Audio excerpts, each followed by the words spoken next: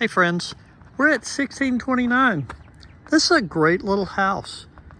It's about 1,500 square feet, 3-bedroom, 2-bath, perfect starter home. It's got some pros and cons. One, you can't pick your neighbor, but you know, the house is okay. I'd work on those shrubs a little bit, but let's go take a look at the inside. The outside's been repainted, good color scheme, good front door, you know, that's a big deal for me. You come in, this could be a dining room, it could be an office, it could be a dining room and an office. I don't love the fact that the laundry room is right here, but you know, close the door and it's not a problem.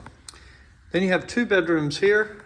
You got 1 bedroom, big walk-in closet, got a full-size bath, and then you have the other bedroom and closet.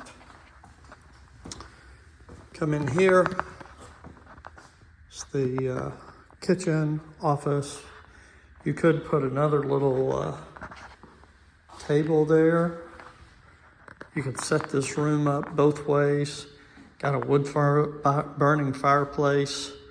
I don't love the wood burning fireplace in this house, but it's okay. Good sized kitchen. Perfect for a little starter home.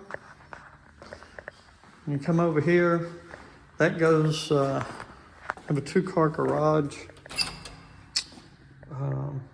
Good sized 2-car garage. It's important. Then you have the main bedroom back here.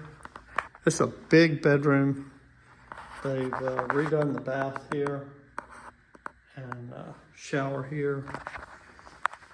Then you have a big walk-in closet back here. You do have a little bit of a backyard, which they've done a nice job.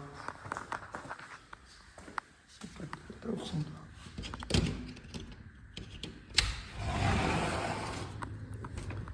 Good backyard, new fence. I wish you would have just finished out this fence, but they didn't. Like I say, it's been repainted. It's nice on the inside. This is a great starter house.